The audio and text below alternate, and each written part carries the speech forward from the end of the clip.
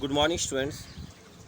Today I am going to teach a lesson 2, Nelson Mandela, Long Walk to Freedom.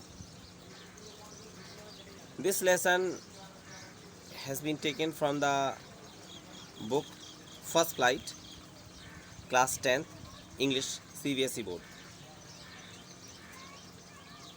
Nelson Mandela, as you know about him, that he was a great freedom fighter of South Africa. Where? South Africa. Now the question is, it is in your mind. A question is in your mind that why do we study? Why do we know about Nelson Mandela? That means हमें Nelson Mandela के बारे में जानने की क्यों ज़रूरत है? तो for you kind information, as you know, Mahatma Gandhi के बारे में पूरी दुनिया में नाम उनका फेमस है और अलग अलग जगह बुक्स में उनको बारे में पढ़ाया जाता है, कैसे उन्होंने स्ट्रगल किया और कैसे उन्होंने भारत देश को आज़ादी दिलाई। सेम कंडीशन नेल्सन मंडेला की है। नेल्सन मंडेला जो कि ब्लैक थे, साउथ अफ्रीका में ब्लैक थे, और लगभग 30 साल तक इनको जेल में रखा गया। कितने साल तक? 30 साल तक। 30 साल के बाद ये वहाँ से निकले और उसके बाद चुनाव लड़े। तो चुनाव में जो सांसदों की सीट होती हैं, 400 सीटें थी, 400 में 252 सीटें इन्होंने जीती और ये वहाँ के फर्स्ट ब्लैक प्रेसिडेंट बने। कहाँ के? साउथ अफ्रीका के। 1994 में ये first black president south Africa के बने। ये उनका बड़ा अचीवमेंट था स्ट्रगल के लिए। और ये लेसन जो लिया गया है वो उनकी ऑटोबायोग्राफी से लिया गया है। नेल्सन मंडेला की जो ऑटोबायोग्राफी है उससे एक्सट्रैक्ट किया गया है, लिया गया है। Now I am going to tell you the question is in your mind that what is autobiography.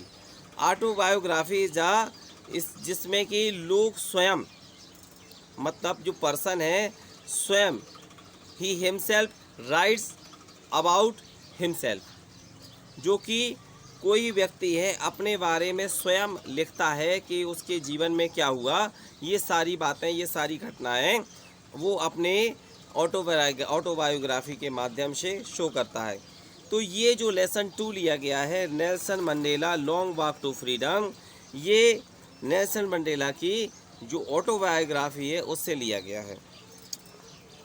अब इसमें मैं आपको कुछ बातें बताना चाहता हूँ कि जब इनको फर्स्ट टाइम इन्होंने 1994 में ये जब वहाँ पे इन्होंने शपथ ग्रहण समारोह में अपनी शपथ ली, प्लेज, जैसा कि आप लोग जानते हैं, तो उन्होंने क्या कहा? What did he say at that time? What did he say at that time? I am going to quote it, that his word. मैं उनके शब्दों को कोट कर रहा हूँ, उन्हीं को बता रहा हूँ। Today all of us do by our presence here confer glory and hope to newborn liberty. Newborn liberty मतलब जो अभी नई आज़ादी वहाँ हुई है। दैट मीन्स उस समय वहाँ पे अमेरिका, वहाँ साउथ अफ्रीका में जो ख़ास तौर पे ब्लैक नीग्रो पीपल थे, काले लोग थे, उनको वो समान अधिकार नहीं थे, अपार्थाइड थे। उनको वो एक डिस्क्रिमिनेशन किया जाता है। जैसे कि अपने यहाँ इंडिया में देखते हैं कास्ट सिस्टम चलता है, ब्राह्मण है, हरिजन है, शूद्र है, मुस्लिम है, ठीक है, और वैश्य है। ये अलग अलग कैटेगरीज में इसको डिवाइड किया गया है। और अपने इंडिया में भी अगर देखा जाए, जाति, नस्ल और रंग के भेद पे माध्यम से अलग अलग लोगों के साथ भेदभाव किया जाता है। ऐसा ही भेदभाव वहाँ भी किया जाता था साउथ अफ्रीका में। और साउथ अफ्रीका में जब वहाँ के ये नेल्सन मंडेला ने 30 साल तक, सुनिए, ये 30 साल तक जेल में रहे। कहाँ?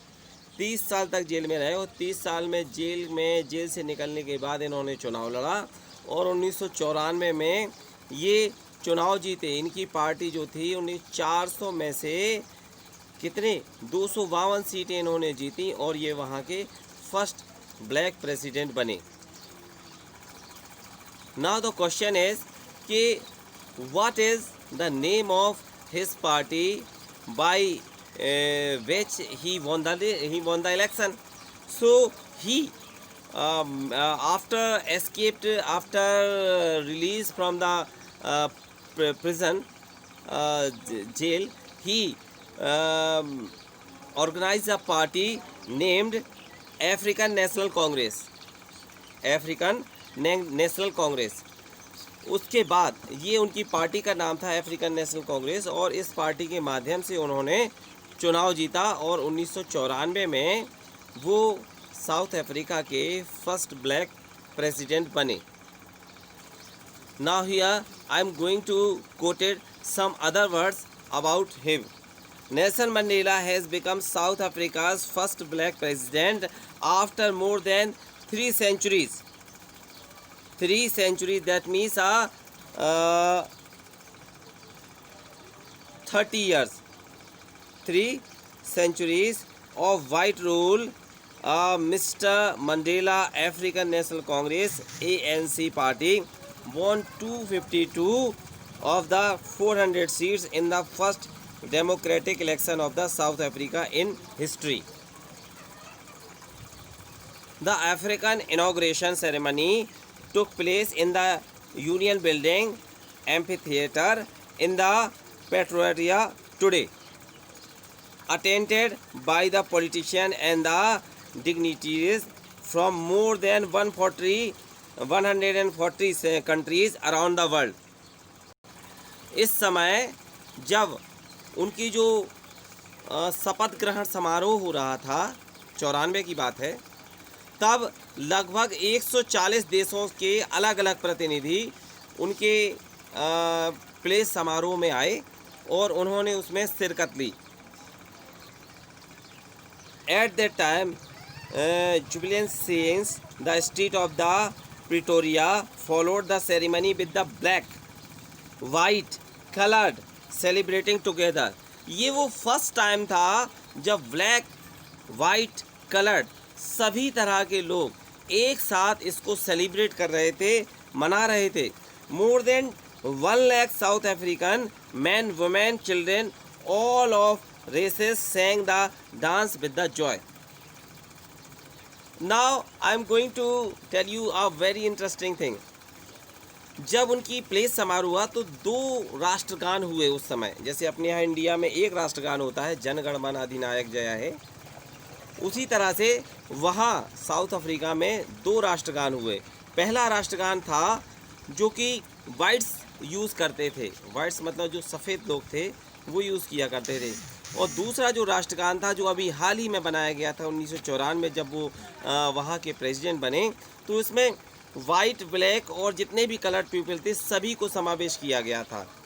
तो इन शॉर्ट हमारे कहने का मतलब ये है कि नेल्सन मंडेला का ये लेसन हम ख़ास तौर पे इसलिए पढ़ रहे हैं क्योंकि हमें उनसे बहुत ज़्यादा प्रेरणा मिलती है।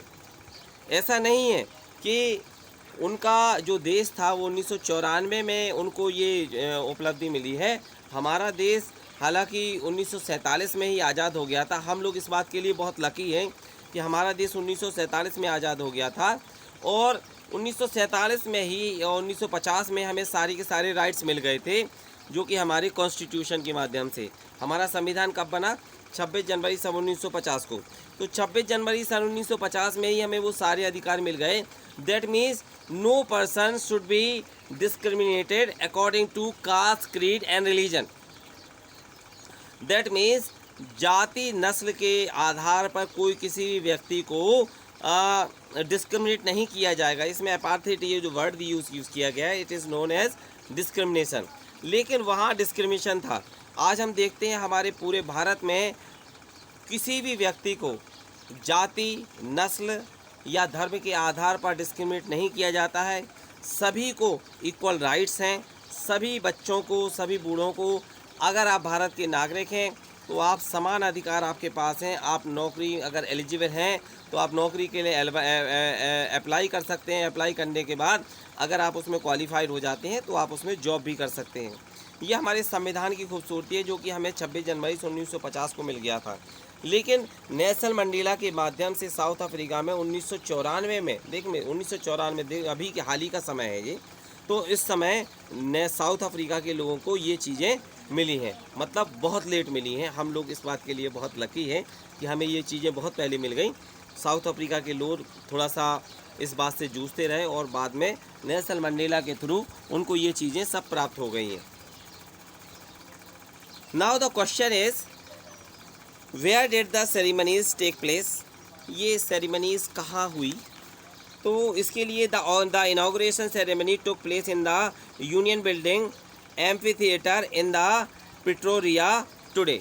प्रिटोरिया ये वहाँ की एक जगह है, जगह का नाम है। और ये एम्फी थिएटर एक जो कि थिएटर टाइप का होता है, वो एक स्टेडियम टाइप का, उसको ये लिया गया है। So from this lesson we would understand, we would learn that the how democracy is necessary for everyone. Democracy, अब हमारे यहाँ देश में हम लोग सब लोग कहते हैं कि हमारे यहाँ ये प्रॉब्लम है, वो प्रॉब्लम है, हमारी आज़ादी छीनी जा रही है, ये सब नहीं।